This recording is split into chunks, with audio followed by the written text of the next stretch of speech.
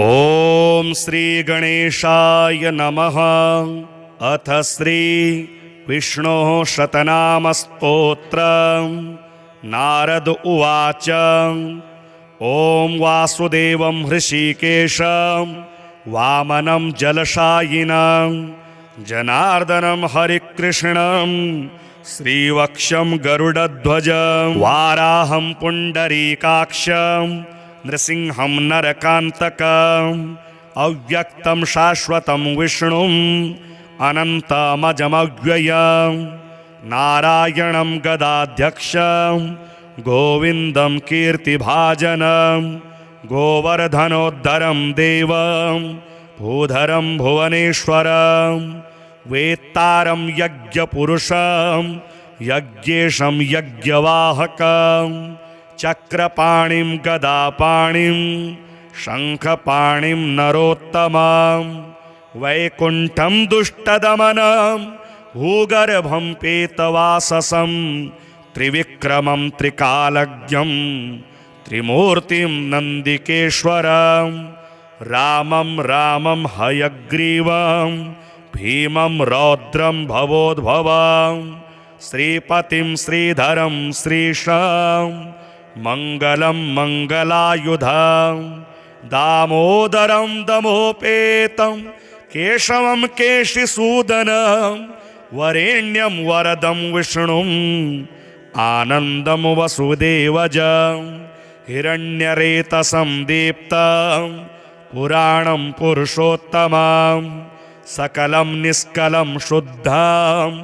निर्गुणं गुणशाश्वतं हिरण्यतनुसङ्काशं सूर्यायुतसमप्रभं मेघश्यामं चतुर्बाहुं कुशलं कमलेक्षणं ज्योतिरूपमरूपं च स्वरूपं रूपसंस्थितं सर्वज्ञं सर्वरूपस्थं सर्वेशं सर्वतोमुखं ज्ञानं कूटस्थमचलं ज्ञानदं परमं प्रभुं योगेशं योगनिष्णातं योगिनं योगरूपिणम् ईश्वरं सर्वभूतानां वन्दे भूतमयं प्रभुम् इति नाम शतं दिव्यं वैष्णवं खलु पापहं व्यासेन कथितं पूर्वं सर्वपापप्रणाशनं यः पठेत् प्रातरुत्थाय स भवेद् वैष्णवो नरः सर्वपापविशुद्धात्मा विष्णुसायुज्यमाप्नुयात् चान्द्रायणसहस्राणि कन्यादानशतानि च गवां लक्षसहस्राणि मुक्तिभागी भवेन्नरः अश्वमेधायुतं पुण्यं फलं प्राप्नोति मानवः। ॐ वासुदेवं हृषीकेशं वामनं जलशायिनं जनार्दनं हरिकृष्णं श्रीवक्षं गरुडध्वजं वाराहं पुण्डरीकाक्षं नृसिंहं नरकान्तकम् अव्यक्तं शाश्वतं विष्णुम् अनन्तमजमव्ययं नारायणं गदाध्यक्षं गोविन्दं कीर्तिभाजनं गोवर्धनोद्धरं देवं भूधरं भुवनेश्वरं वेत्तारं यज्ञपुरुषं यज्ञेशं यज्ञवाहकं चक्रपाणिं गदापाणिं शङ्खपाणिं नरोत्तमं वैकुण्ठं दुष्टदमनं भूगर्भं पेतवाससं त्रिविक्रमं त्रिकालज्ञं त्रिमूर्तिं नन्दिकेश्वरं रामं रामं हयग्रीवं भीमं रौद्रं भवोद्भवं श्रीपतिं श्रीधरं श्रीशं मङ्गलं मङ्गलायुधं दामोदरं दमोपेतं केशवं केशिसूदनं वरेण्यं वरदं विष्णुम् आनन्दं वसुदेवजं हिरण्यरेतसं दीप्तं पुराणं पुरुषोत्तमं सकलं निष्कलं शुद्धं निर्गुणं गुणशाश्वतं हिरण्यतनुसङ्काशं सूर्यायुतसमप्रभं मेघश्यामं चतुर्बाहुं कुशलं कमलेक्षणं ज्योतिरूपमरूपं च स्वरूपं रूपसंस्थितं सर्वज्ञं सर्वरूपस्थं सर्वेशं सर्वतोमुखं ज्ञानं कूटस्थमचलं ज्ञानदं परमं प्रभुं योगीशं योगनिष्णातं योगिनं योगरूपिणम् ईश्वरं सर्वभूतानां वन्दे भूतमयं प्रभुम् इति नाम शतं दिव्यं वैष्णवं खलु पापहं व्यासेन कथितं पूर्वं सर्वपापप्रणाशनं यः पठेत् प्रातरुत्थाय स भवेद् वैष्णवो नरः सर्वपापविशुद्धात्मा विष्णुसायुज्यमाप्नुयात् चान्द्रायणसहस्राणि कन्यादानशतानि च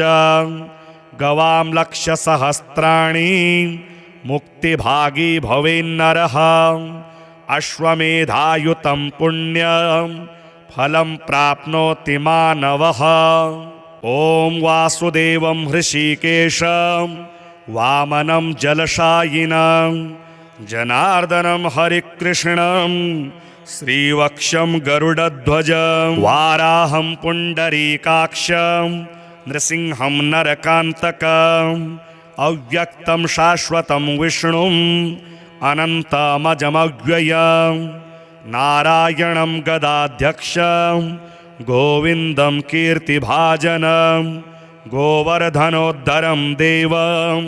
भूधरं भुवनेश्वरं वेत्तारं यज्ञपुरुषं यज्ञेशं यज्ञवाहकं चक्रपाणिं गदापाणिं शङ्खपाणिं नरोत्तमं वैकुण्ठं दुष्टदमनं भूगर्भं पीतवाससं त्रिविक्रमं त्रिकालज्ञं त्रिमूर्तिं नन्दिकेश्वरं रामं रामं हयग्रीवं भीमं रौद्रं भवोद्भवं श्रीपतिं श्रीधरं श्रीशां मङ्गलं मङ्गलायुधं दामोदरं दमोपेतं केशवं केशिसूदनं वरेण्यं वरदं विष्णुम् आनन्दं वसुदेवजं हिरण्यरेतसं दीप्तं पुराणं पुरुषोत्तमं सकलं निष्कलं शुद्धं निर्गुणं गुणशाश्वतं हिरण्यतनुसङ्काशं सूर्यायुतसमप्रभं मेघश्यामं चतुर्बाहुं कुशलं कमलेक्षणं ज्योतिरूपमरूपं च स्वरूपं रूपसंस्थितं सर्वज्ञं सर्वरूपस्थं सर्वेशं सर्वतोमुखं ज्ञानं कूटस्थमचलं ज्ञानदं परमं प्रभुं योगीशं योगनिष्णातं योगिनं योगरूपिणम् ईश्वरं सर्वभूतानां वन्दे भूतमयं प्रभुम् इति नाम शतं दिव्यं वैष्णवं खलु पापहं व्यासेन कथितं पूर्वं सर्वपापप्रणाशनं यः पठेत् प्रातरुत्थाय स भवेद् वैष्णवो नरः सर्वपापविशुद्धात्मा विष्णुसायुज्यमाप्नुयात् चान्द्रायणसहस्राणि कन्यादानशतानि च गवां लक्षसहस्राणि मुक्तिभागी भवेन्नरः अश्वमेधायुतं पुण्यं फलं प्राप्नोति मानवः ॐ वासुदेवं हृषीकेशं वामनं जलशायिनं जनार्दनं हरिकृष्णं श्रीवक्षं गरुडध्वजं वाराहं पुण्डरीकाक्षं नृसिंहं नरकान्तकम् अव्यक्तं शाश्वतं विष्णुम् अनन्तमजमव्ययं नारायणं गदाध्यक्षं गोविन्दं कीर्तिभाजनं गोवर्धनोद्धरं देवं भूधरं भुवनेश्वरं वेत्तारं यज्ञपुरुषं यज्ञेशं यज्ञवाहकं चक्रपाणिं गदापाणिं शङ्खपाणिं नरोत्तमं वैकुण्ठं दुष्टदमनं भूगर्भं पेतवाससं त्रिविक्रमं त्रिकालज्ञं त्रिमूर्तिं नन्दिकेश्वरं रामं रामं हयग्रीवं भीमं रौद्रं भवोद्भवं श्रीपतिं श्रीधरं श्रीशां मङ्गलं मङ्गलायुधं दामोदरं दमोपेतं केशवं केशिसूदनं वरेण्यं वरदं विष्णुम् आनन्दं वसुदेवजं हिरण्यरेतसं दीप्तं पुराणं पुरुषोत्तमं सकलं निष्कलं शुद्धं निर्गुणं गुणशाश्वतं हिरण्यतनुसङ्काशं सूर्यायुतसमप्रभं मेघश्यामं चतुर्बाहुं कुशलं कमलेक्षणं ज्योतिरूपमरूपं च स्वरूपं रूपसंस्थितं सर्वज्ञं सर्वरूपस्थं सर्वेशं सर्वतोमुखं ज्ञानं कूटस्थमचलं ज्ञानदं परमं प्रभुं योगेशं योगनिष्णातं योगिनं योगरूपिणम् ईश्वरं सर्वभूतानां वन्दे भूतमयं प्रभुम्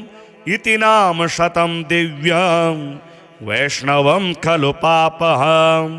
व्यासेन कथितं पूर्वं सर्वपापप्रणाशनं यः पठेत् प्रातरुत्थाय स भवेद् वैष्णवो नरः सर्वपापविशुद्धात्मा विष्णुसायुज्यमाप्नुयात् चान्द्रायणसहस्राणि कन्यादानशतानि च गवां लक्षसहस्राणि मुक्तिभागी भवेन्नरः अश्वमेधायुतं पुण्यं फलं प्राप्नोति मानवः ॐ वासुदेवं हृषीकेशं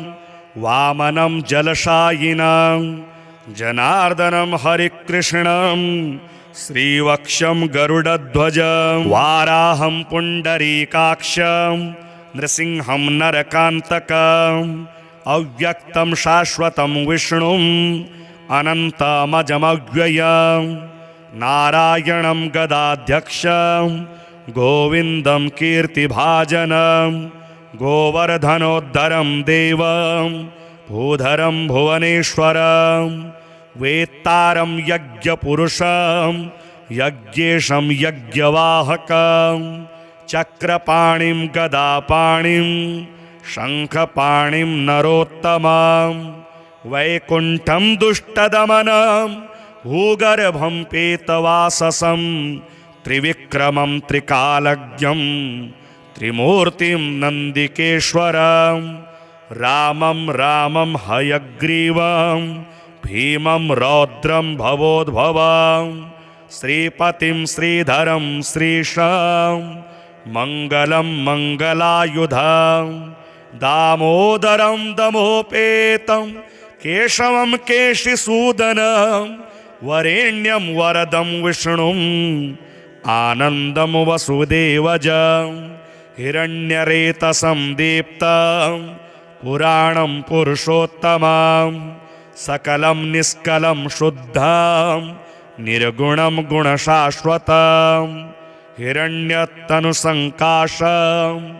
सूर्यायुतसमप्रभं मेघश्यामं चतुर्बाहुं कुशलं कमलेक्षणं ज्योतिरूपमरूपं च स्वरूपं रूपसंस्थितं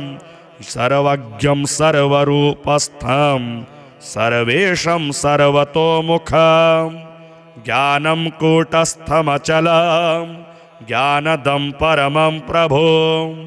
योगेशं योगनिष्णातं योगिनं योगरूपिणम् ईश्वरं सर्वभूतानां वन्दे भूतमयं प्रभुम् इति नाम शतं दिव्यं वैष्णवं खलु पापहं व्यासेन कथितं पूर्वं सर्वपापप्रणाशनं यः पठेत् प्रातरुत्थाय स भवेद् वैष्णवो नरः सर्वपापविशुद्धात्मा विष्णुसायुज्यमाप्नुयात् चान्द्रायणसहस्राणि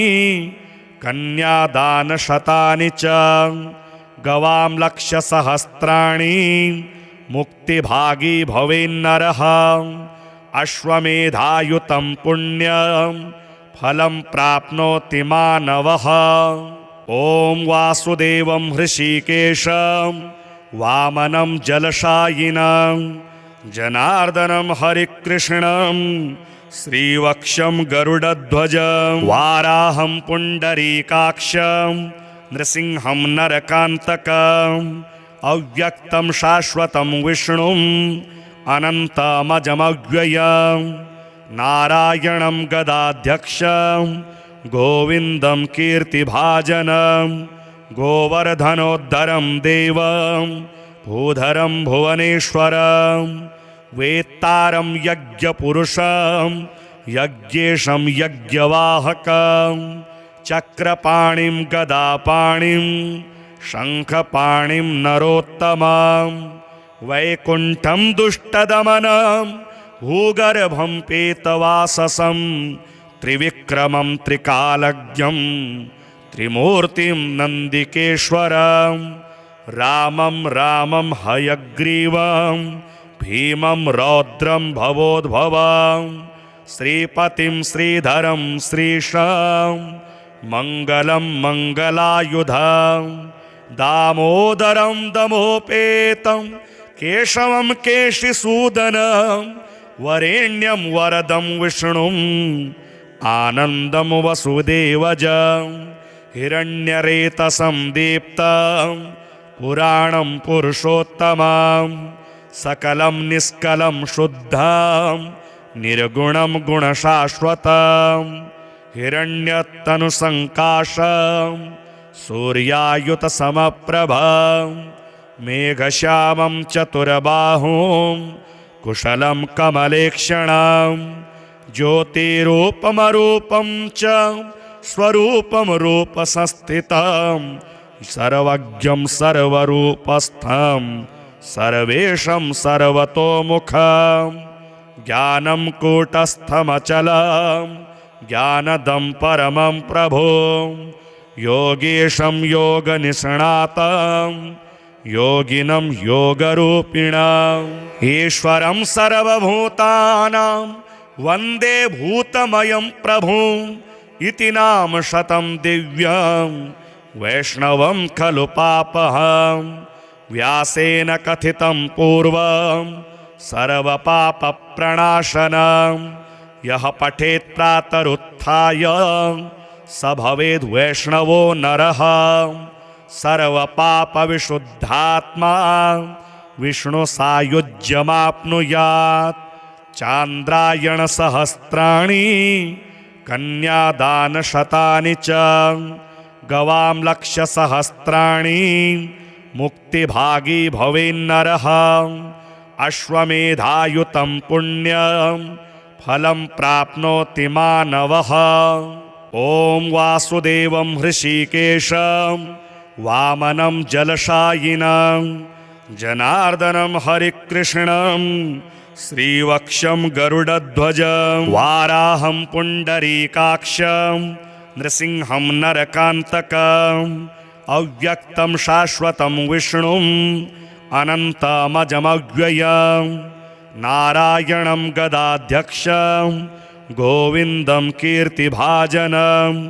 गोवर्धनोद्धरं देवं भूधरं भुवनेश्वरं वेत्तारं यज्ञपुरुषं यज्ञेशं यज्ञवाहकं चक्रपाणिं गदापाणिं शङ्खपाणिं नरोत्तमं वैकुण्ठं दुष्टदमनं भूगर्भं पेतवाससं त्रिविक्रमं त्रिकालज्ञं त्रिमूर्तिं नन्दिकेश्वरं रामं रामं हयग्रीवं भीमं रौद्रं भवोद्भवं श्रीपतिं श्रीधरं श्रीशां मङ्गलं मङ्गलायुधं दामोदरं दमोपेतं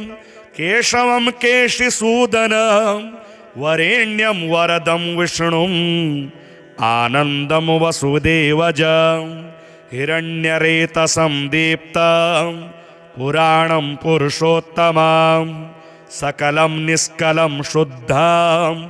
निर्गुणं गुणशाश्वतं हिरण्यतनुसङ्काशं सूर्यायुतसमप्रभं मेघश्यामं चतुर्बाहुं कुशलं कमलेक्षणं ज्योतिरूपमरूपं च स्वरूपं रूपसंस्थितं सर्वज्ञं सर्वरूपस्थं सर्वेशं सर्वतोमुखं ज्ञानं कूटस्थमचलं ज्ञानदं परमं प्रभुं योगेशं योगनिष्णातं योगिनं योगरूपिणम् ईश्वरं सर्वभूतानां वन्दे भूतमयं प्रभुम् इति नाम शतं दिव्यं वैष्णवं खलु पापहं व्यासेन कथितं पूर्वं सर्वपापप्रणाशनं यः पठेत् प्रातरुत्थाय स भवेद् वैष्णवो नरः सर्वपापविशुद्धात्मा विष्णुसायुज्यमाप्नुयात् चान्द्रायणसहस्राणि कन्यादानशतानि च गवां लक्षसहस्राणि मुक्तिभागी भवेन्नरः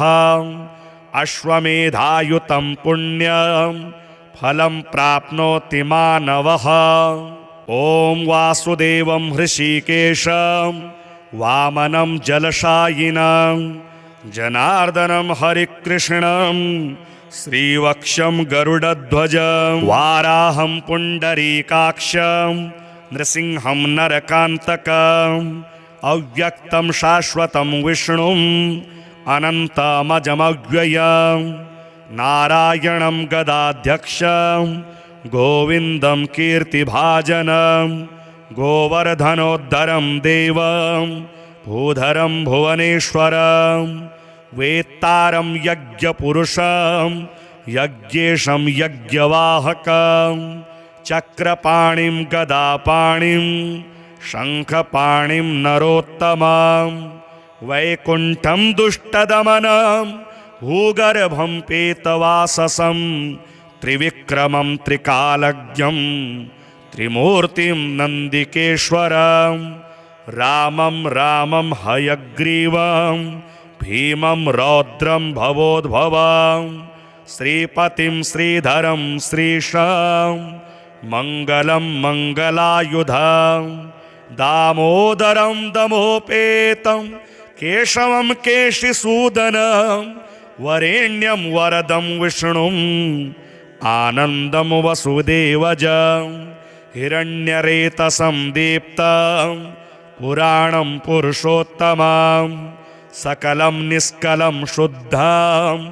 निर्गुणं गुणशाश्वतं हिरण्यतनुसङ्काशं सूर्यायुतसमप्रभं मेघश्यामं चतुर्बाहुं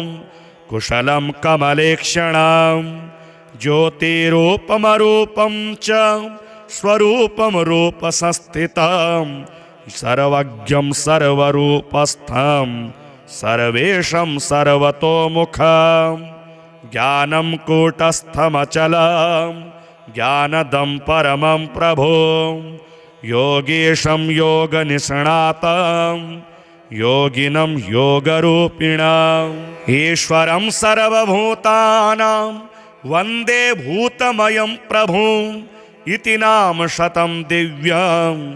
वैष्णवं खलु पापहं व्यासेन कथितं पूर्वं सर्वपापप्रणाशनं यः पठेत् प्रातरुत्थाय स भवेद् वैष्णवो नरः सर्वपापविशुद्धात्मा विष्णुसायुज्यमाप्नुयात् चान्द्रायणसहस्राणि कन्यादानशतानि च गवां लक्षसहस्राणि मुक्तिभागी भवेन्नरः अश्वमेधायुतं पुण्यं फलं प्राप्नोति मानवः ॐ वासुदेवं हृषीकेशं वामनं जलशायिनं जनार्दनं हरिकृष्णं श्रीवक्षं गरुडध्वजं वाराहं पुण्डरीकाक्षं नृसिंहं नरकान्तकम् अव्यक्तं शाश्वतं विष्णुम् अनन्तमजमव्ययं नारायणं गदाध्यक्षं गोविन्दं कीर्तिभाजनं गोवर्धनोद्धरं देवं भूधरं भुवनेश्वरं वेत्तारं यज्ञपुरुषं यज्ञेशं यज्ञवाहकं चक्रपाणिं गदापाणिं शङ्खपाणिं नरोत्तमं वैकुण्ठं दुष्टदमनं भूगर्भं पेतवाससं त्रिविक्रमं त्रिकालज्ञं त्रिमूर्तिं नन्दिकेश्वरं रामं रामं हयग्रीवं भीमं रौद्रं भवोद्भवं श्रीपतिं श्रीधरं श्रीशां मङ्गलं मङ्गलायुधं दामोदरं दमोपेतं केशवं केशिसूदनं वरेण्यं वरदं विष्णुम् आनन्दं वसुदेवजं हिरण्यरेतसं दीप्तं पुराणं पुरुषोत्तमं सकलं निष्कलं शुद्धं निर्गुणं गुणशाश्वतं हिरण्यतनुसङ्काशं सूर्यायुतसमप्रभं मेघश्यामं चतुर्बाहुं कुशलं कमलेक्षणं ज्योतिरूपमरूपं च स्वरूपं रूपसंस्थितं सर्वज्ञं सर्वरूपस्थं सर्वेशं सर्वतोमुखं ज्ञानं कूटस्थमचलं ज्ञानदं परमं प्रभुं योगेशं योगनिष्णातं योगिनं योगरूपिणाम् ईश्वरं सर्वभूतानां वन्दे भूतमयं प्रभुम् इति नाम शतं दिव्यं वैष्णवं खलु पापहं व्यासेन कथितं पूर्वं सर्वपापप्रणाशनं यः पठेत् प्रातरुत्थाय स भवेद् वैष्णवो नरः सर्वपापविशुद्धात्मा विष्णुसायुज्यमाप्नुयात् चान्द्रायणसहस्राणि कन्यादानशतानि च गवां लक्षसहस्राणि मुक्तिभागी भवेन्नरः अश्वमेधायुतं पुण्यं फलं प्राप्नोति मानवः ॐ वासुदेवं हृषीकेशं वामनं जलशायिनं जनार्दनं हरिकृष्णं श्रीवक्षं गरुडध्वजं वाराहं पुण्डरीकाक्षं नृसिंहं नरकान्तकम् अव्यक्तं शाश्वतं विष्णुम् अनन्तमजमव्ययं नारायणं गदाध्यक्षं गोविन्दं कीर्तिभाजनं गोवर्धनोद्धरं देवं भूधरं भुवनेश्वरं वेत्तारं यज्ञपुरुषं यज्ञेशं यज्ञवाहकं चक्रपाणिं गदापाणिं शङ्खपाणिं नरोत्तमं वैकुण्ठं दुष्टदमनं भूगर्भं पेतवाससं त्रिविक्रमं त्रिकालज्ञं त्रिमूर्तिं नन्दिकेश्वरं रामं रामं हयग्रीवं भीमं रौद्रं भवोद्भवं श्रीपतिं श्रीधरं श्रीशां मङ्गलं मङ्गलायुधं दामोदरं दमोपेतं केशवं केशिसूदनं वरेण्यं वरदं विष्णुम् आनन्दं वसुदेवजं हिरण्यरेतसं दीप्तं पुराणं पुरुषोत्तमं सकलं निष्कलं शुद्धं निर्गुणं गुणशाश्वतं हिरण्यतनुसङ्काशं सूर्यायुतसमप्रभं मेघश्यामं चतुर्बाहुं कुशलं कमलेक्षणं ज्योतिरूपमरूपं च स्वरूपं रूपसंस्थितं सर्वज्ञं सर्वरूपस्थं सर्वेशं सर्वतोमुखं ज्ञानं कूटस्थमचलं ज्ञानदं परमं प्रभुं योगेशं योगनिष्णातं योगिनं योगरूपिणम् ईश्वरं सर्वभूतानां वन्दे भूतमयं प्रभुम् इति नाम शतं दिव्यं वैष्णवं खलु पापहं व्यासेन कथितं पूर्वं सर्वपापप्रणाशनं यः पठेत् प्रातरुत्थाय स भवेद् वैष्णवो नरः सर्वपापविशुद्धात्मा विष्णुसायुज्यमाप्नुयात् चान्द्रायणसहस्राणि कन्यादानशतानि च गवां लक्षसहस्राणि मुक्तिभागी भवेन्नरः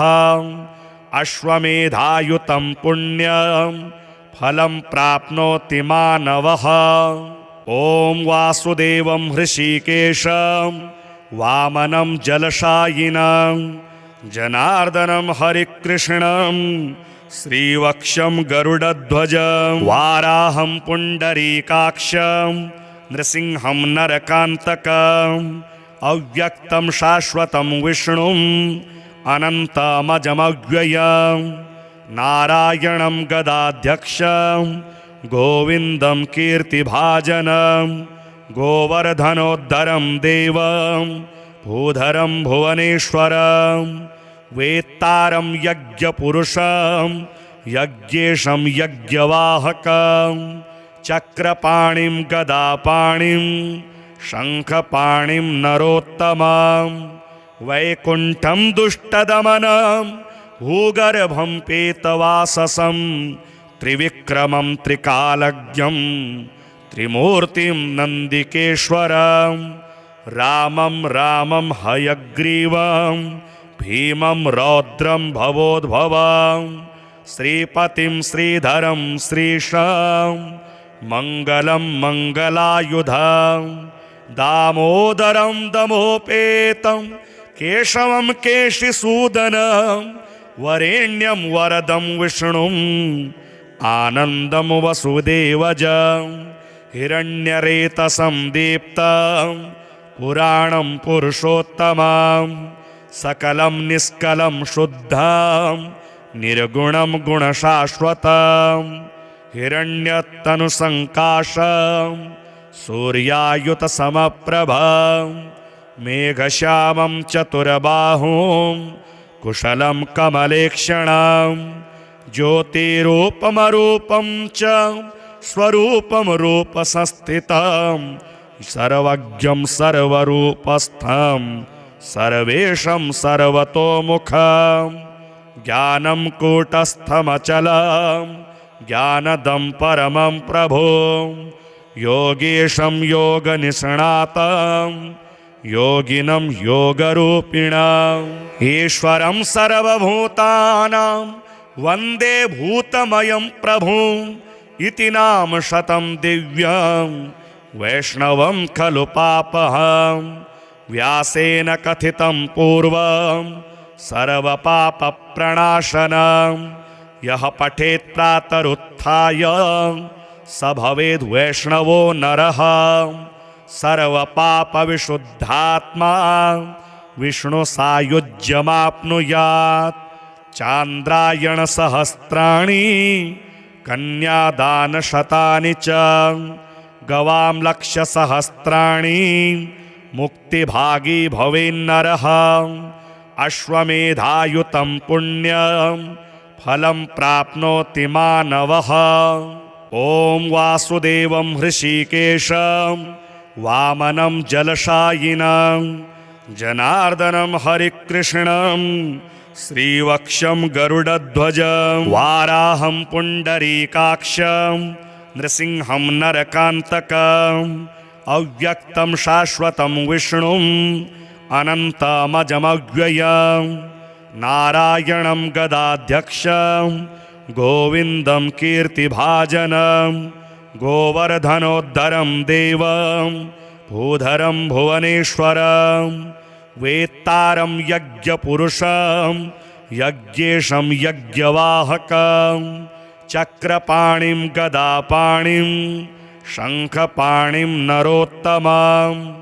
वैकुण्ठं दुष्टदमनं भूगर्भं पेतवाससं त्रिविक्रमं त्रिकालज्ञं त्रिमूर्तिं नन्दिकेश्वरं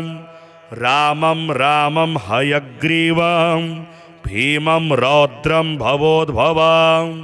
श्रीपतिं श्रीधरं श्रीशां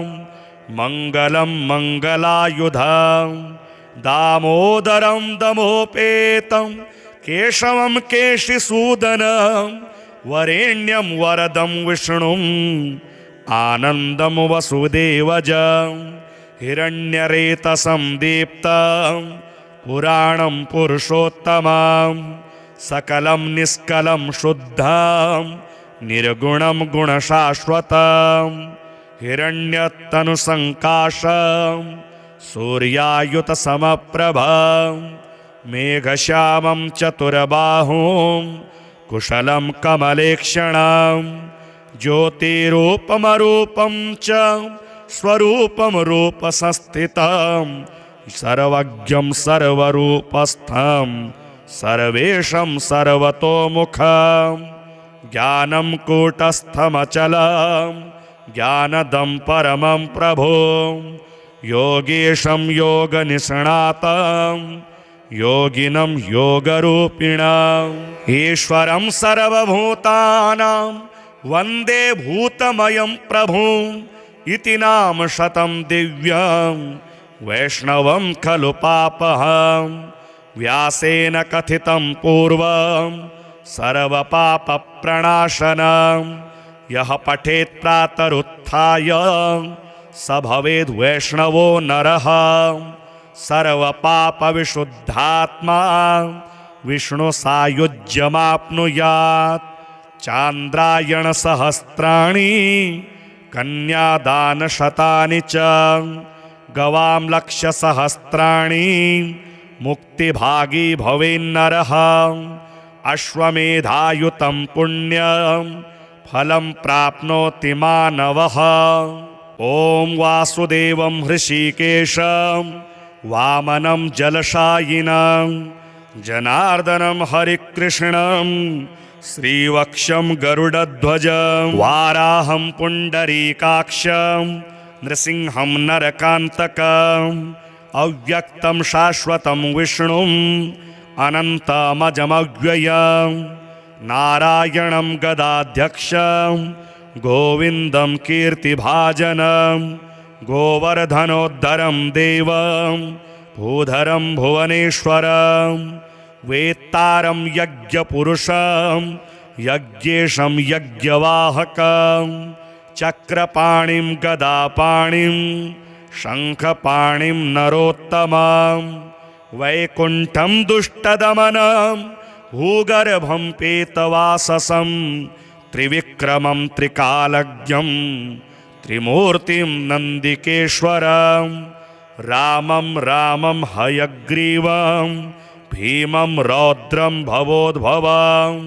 श्रीपतिं श्रीधरं श्रीशां मङ्गलं मङ्गलायुधां दामोदरं दमोपेतं केशवं केशिसूदनं वरेण्यं वरदं विष्णुं आनन्दं वसुदेवजं हिरण्यरेतसं दीप्तं पुराणं पुरुषोत्तमं सकलं निष्कलं शुद्धं निर्गुणं गुणशाश्वतं हिरण्यतनुसङ्काशं सूर्यायुतसमप्रभं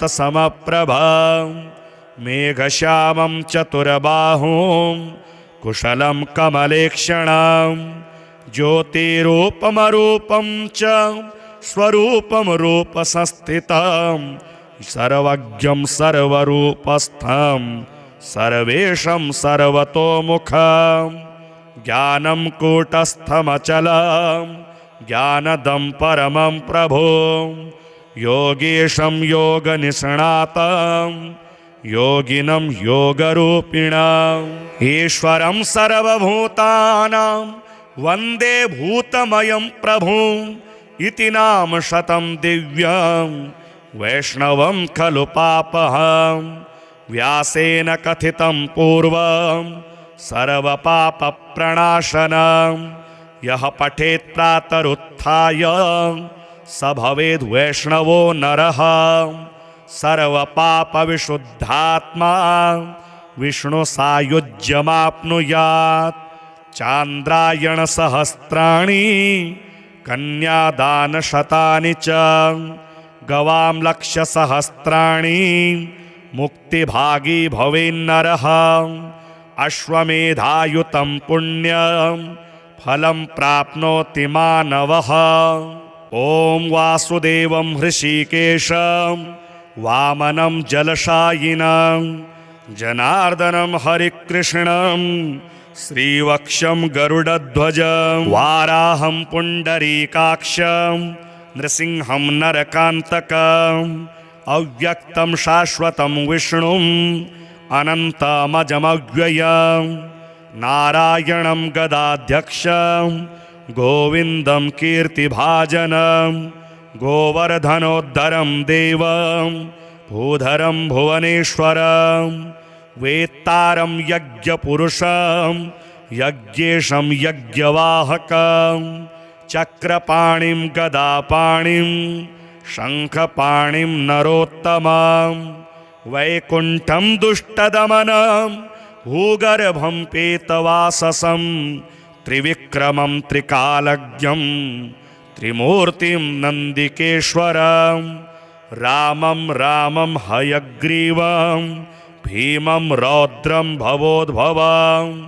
श्रीपतिं श्रीधरं श्रीशां मङ्गलं मङ्गलायुधां दामोदरं दमोपेतं केशवं केशिसूदनं वरेण्यं वरदं विष्णुं आनन्दं वसुदेवजं हिरण्यरेतसं दीप्तं पुराणं पुरुषोत्तमं सकलं निष्कलं शुद्धं निर्गुणं गुणशाश्वतं हिरण्यतनुसङ्काशं सूर्यायुतसमप्रभं मेघश्यामं चतुर्बाहुं कुशलं कमलेक्षणं ज्योतिरूपमरूपं च स्वरूपं रूपसंस्थितं सर्वज्ञं सर्वरूपस्थं सर्वेशं सर्वतोमुखं ज्ञानं कूटस्थमचलं ज्ञानदं परमं प्रभुं योगेशं योगनिष्णातं योगिनं योगरूपिणम् ईश्वरं सर्वभूतानां वन्दे भूतमयं प्रभुम् इति नाम शतं दिव्यं वैष्णवं खलु पापहं व्यासेन कथितं पूर्वं सर्वपापप्रणाशनं यः पठेत् प्रातरुत्थाय स भवेद् वैष्णवो नरः सर्वपापविशुद्धात्मा विष्णुसायुज्यमाप्नुयात् चान्द्रायणसहस्राणि कन्यादानशतानि च गवां लक्षसहस्राणि मुक्तिभागी भवेन्नरः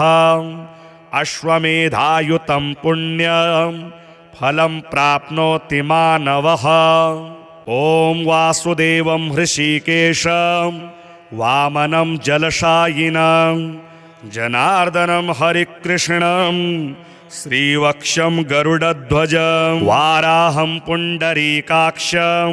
नृसिंहं नरकान्तकम् अव्यक्तं शाश्वतं विष्णुम् अनन्तमजमव्ययं नारायणं गदाध्यक्षं गोविन्दं कीर्तिभाजनं गोवर्धनोद्धरं देवं भूधरं भुवनेश्वरं वेत्तारं यज्ञपुरुषं यज्ञेशं यज्ञवाहकं चक्रपाणिं गदापाणिं शङ्खपाणिं नरोत्तमं वैकुण्ठं दुष्टदमनं भूगर्भं पेतवाससं त्रिविक्रमं त्रिकालज्ञं त्रिमूर्तिं नन्दिकेश्वरं रामं रामं हयग्रीवं भीमं रौद्रं भवोद्भवं श्रीपतिं श्रीधरं श्रीशां मङ्गलं मङ्गलायुधं दामोदरं दमोपेतं केशवं केशिसूदनं वरेण्यं वरदं विष्णुम् आनन्दं वसुदेवजं हिरण्यरेतसं दीप्तं पुराणं पुरुषोत्तमं सकलं निष्कलं शुद्धं निर्गुणं गुणशाश्वतं हिरण्यतनुसङ्काशं सूर्यायुतसमप्रभं मेघश्यामं चतुर्बाहुं कुशलं कमलेक्षणं ज्योतिरूपमरूपं च स्वरूपं रूपसंस्थितं सर्वज्ञं सर्वरूपस्थं सर्वेशं सर्वतोमुखं ज्ञानं कूटस्थमचलं ज्ञानदं परमं प्रभुं योगेशं योगनिष्णातं योगिनं योगरूपिणम् ईश्वरं सर्वभूतानां वन्दे भूतमयं प्रभुम् इति नाम शतं दिव्यं वैष्णवं खलु पापहं व्यासेन कथितं पूर्वं सर्वपापप्रणाशनं यः पठेत् प्रातरुत्थाय स भवेद् वैष्णवो नरः सर्वपापविशुद्धात्मा विष्णुसायुज्यमाप्नुयात् चान्द्रायणसहस्राणि कन्यादानशतानि च गवां लक्षसहस्राणि मुक्तिभागी भवेन्नरः अश्वमेधायुतं पुण्यं फलं प्राप्नोति मानवः। ॐ वासुदेवं हृषीकेशं वामनं जलशायिनं जनार्दनं हरिकृष्णं श्रीवक्षं गरुडध्वजं वाराहं पुण्डरीकाक्षं नृसिंहं नरकान्तकम् अव्यक्तं शाश्वतं विष्णुम् अनन्तमजमव्ययं नारायणं गदाध्यक्षं गोविन्दं कीर्तिभाजनं गोवर्धनोद्धरं देवं भूधरं भुवनेश्वरं वेत्तारं यज्ञपुरुषं यज्ञेशं यज्ञवाहकं चक्रपाणिं गदापाणिं शङ्खपाणिं नरोत्तमं वैकुण्ठं दुष्टदमनं भूगर्भं पेतवाससं त्रिविक्रमं त्रिकालज्ञं त्रिमूर्तिं नन्दिकेश्वरं रामं रामं हयग्रीवं भीमं रौद्रं भवोद्भवं श्रीपतिं श्रीधरं श्रीशां मङ्गलं मङ्गलायुधं दामोदरं दमोपेतं केशवं केशिसूदनं वरेण्यं वरदं विष्णुम् आनन्दं वसुदेवजं हिरण्यरेतसं दीप्तं पुराणं पुरुषोत्तमं सकलं निष्कलं शुद्धं निर्गुणं गुणशाश्वतं हिरण्यतनुसङ्काशं सूर्यायुतसमप्रभं मेघश्यामं चतुर्बाहुं कुशलं कमलेक्षणं ज्योतिरूपमरूपं च स्वरूपं रूपसंस्थितं सर्वज्ञं सर्वरूपस्थं सर्वेशं सर्वतोमुखं ज्ञानं कूटस्थमचलं ज्ञानदं परमं प्रभुं योगेशं योगनिष्णातं योगिनं योगरूपिणम् ईश्वरं सर्वभूतानां वन्दे भूतमयं प्रभुम् इति नाम शतं दिव्यं वैष्णवं खलु पापहं व्यासेन कथितं पूर्वं सर्वपापप्रणाशनं यः पठेत् प्रातरुत्थाय स भवेद् वैष्णवो नरः सर्वपापविशुद्धात्मा विष्णुसायुज्यमाप्नुयात् चान्द्रायणसहस्राणि कन्यादानशतानि च गवां लक्षसहस्राणि मुक्तिभागी भवेन्नरः अश्वमेधायुतं पुण्यं फलं प्राप्नोति मानवः ॐ वासुदेवं हृषीकेशं वामनं जलशायिनं जनार्दनं हरिकृष्णं श्रीवक्षं गरुडध्वजं वाराहं पुण्डरीकाक्षं नृसिंहं नरकान्तकम् अव्यक्तं शाश्वतं विष्णुम् अनन्तमजमव्ययं नारायणं गदाध्यक्षं गोविन्दं कीर्तिभाजनं गोवर्धनोद्धरं देवं भूधरं भुवनेश्वरं वेत्तारं यज्ञपुरुषं यज्ञेशं यज्ञवाहकं चक्रपाणिं गदापाणिं शङ्खपाणिं नरोत्तमं वैकुण्ठं दुष्टदमनं भूगर्भं पीतवाससं त्रिविक्रमं त्रिकालज्ञं त्रिमूर्तिं नन्दिकेश्वरं रामं रामं हयग्रीवं भीमं रौद्रं भवोद्भवं श्रीपतिं श्रीधरं श्रीशां मङ्गलं मङ्गलायुधं दामोदरं दमोपेतं केशवं केशिसूदनं वरेण्यं वरदं विष्णुम् आनन्दं वसुदेवजं हिरण्यरेतसं दीप्तं पुराणं पुरुषोत्तमं सकलं निष्कलं शुद्धं निर्गुणं गुणशाश्वतं हिरण्यतनुसङ्काशं सूर्यायुतसमप्रभं मेघश्यामं चतुर्बाहुं कुशलं कमलेक्षणं ज्योतिरूपमरूपं च स्वरूपं रूपसंस्थितं सर्वज्ञं सर्वरूपस्थं सर्वेशं सर्वतोमुखं ज्ञानं कूटस्थमचलं ज्ञानदं परमं प्रभुं योगेशं योगनिष्णातं योगिनं योगरूपिणम् ईश्वरं सर्वभूतानां वन्दे भूतमयं प्रभुम् इति नाम शतं दिव्यं वैष्णवं खलु पापहं व्यासेन कथितं पूर्वं सर्वपापप्रणाशनं यः पठेत् प्रातरुत्थाय स भवेद् वैष्णवो नरः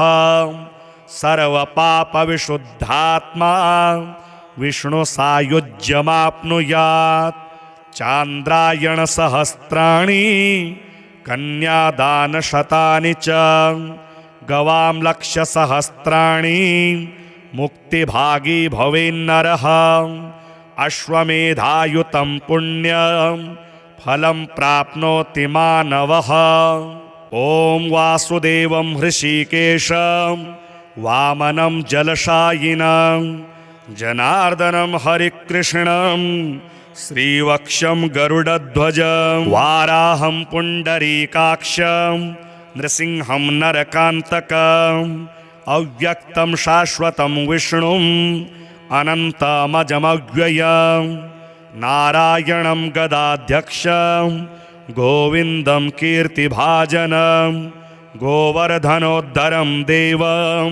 भूधरं भुवनेश्वरं वेत्तारं यज्ञपुरुषं यज्ञेशं यज्ञवाहकं चक्रपाणिं गदापाणिं शङ्खपाणिं नरोत्तमं वैकुण्ठं दुष्टदमनं भूगर्भं पेतवाससं त्रिविक्रमं त्रिकालज्ञं त्रिमूर्तिं नन्दिकेश्वरं रामं रामं हयग्रीवं भीमं रौद्रं भवोद्भवं श्रीपतिं श्रीधरं श्रीशं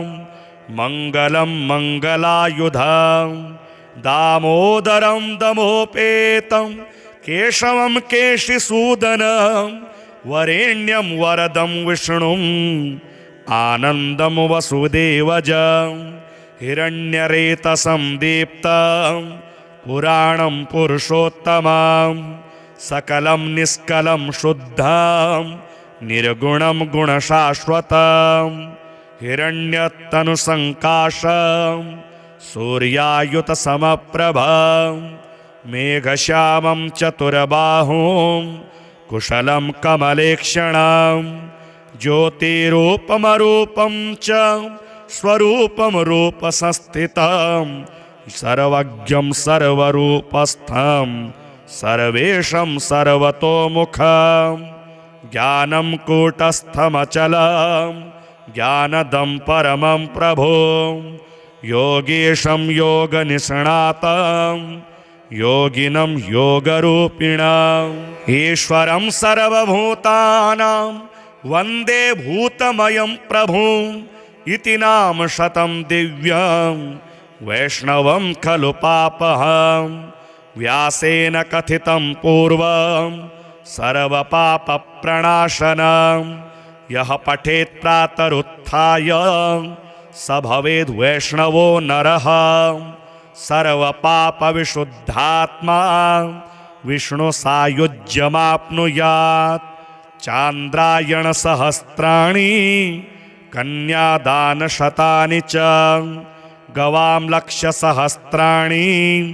मुक्तिभागी भवेन्नरः अश्वमेधायुतं पुण्यं फलं प्राप्नोति मानवः।